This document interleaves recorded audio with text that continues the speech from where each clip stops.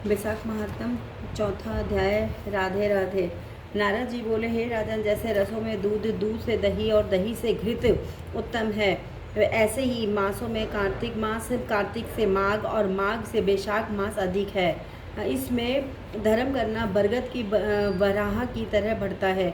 मेघ की संक्रांति में मधुसूदन भगवान का ध्यान तथा प्रातः काल स्नान कर विष्णु का पूजन करे और नीचे लिखे मंत्र से मधुसूदन भगवान की प्रार्थना करे। हे मधुसूदन देवादिदेव, मैं बैसाख मास की संक्रांति भर प्रातःकाल स्नान करने की कामना करती हूँ।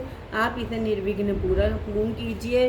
फिर अर्घ्य देते हुए हे मधुसूदन, आपको अर्घ्य देता हूँ, इसे भली भांति ग्रहण कीजिए। गंगा आदि नदी तीर्थ सब जलाशय मेरे दिए हुए अर्घ्य को प्रसन्नता से ग्रहण करो और मुझ पर प्रसन्न होकर यथोचित फल दीजिए।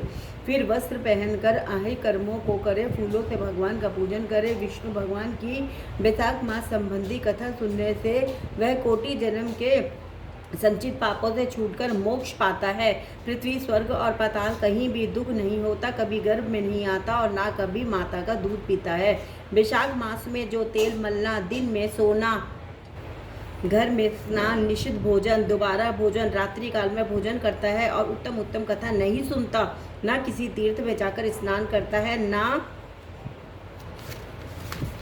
ना दान देता है, वह नरक में जाता है और चांडाल योनि को प्राप्त होता है। उसे कुत्ते की योनि 100 वर्ष तक प्राप्त होती है। फिर गधे व खच्चर की योनि प्राप्त कर नरकगामी होता है। वह 1000 ब्राह्मणों की हत्या का पाप किसी तरह दूर हो जाता है, परंतु बैसाख मास में स्नान आदि ना करने से उसका पाप कभी दूर नहीं होता।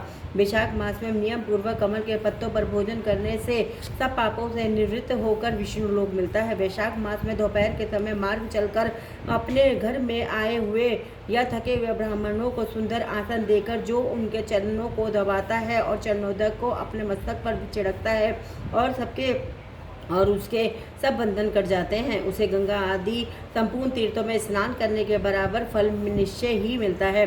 बैसाख मास में अन्न दान व जल दान ना करने से पाप और दुख कभी दूर नहीं होते। प्रातःकाल सूर्योदय होने पर सागर से मिलने वाली सप्त गंगा, जाह्नवी, वृद्ध गंगा, कालिंदी, सरस्वती, कावेरी, नर्मदा और वेणी में स्नान करके विष्णु भगवान में मन लगाने से 7 जन्म के संचित पाप शीघ्र नष्ट हो जाते हैं। बैसाख के महीने में बावड़ी में स्नान करने या घर से अलग अप्राकृतिक गौ के चरण के रखने की जगह के इसके समान जल भरा हो तो उसमें भी स्नान करने से हे राजन बड़े बड़े पाप दूर हो जाते हैं। जो कोई धन संपन्न हो अथवा दरिद्री या पराधीन हो, उसे जो वस्तु मिल जाए वह ब्राह्मण को दान देना उचित है। कंद, मूल, फल, शाक, नमक, गुड़, बेर, पत्र, फल, जल और छाछ जो वस्तु दान की जाएगी अपरिवर्तित होती जाएगी।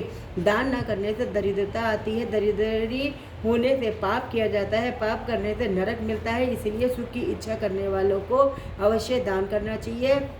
कोई बड़ा मकान अच्छा सुंदर और सब सामग्रियों से शोभायमान हो, मगर उस पर छत ना हो तो शोभा नहीं पाता। जैसे दया न होने पर सब गुण व्यर्थ है, जैसे उत्तम शाक भी बिना नमक के स्वादिष्ट नहीं लगता, जैसे कोई कुरूपवती स्त्री श्रृंगार होने पर भी अच्छी नहीं लगती, ऐसे ही वैशाख मास में जो धर्म कर्म या स्नान आदि नहीं करता उसका किया सब व्यर्थ है।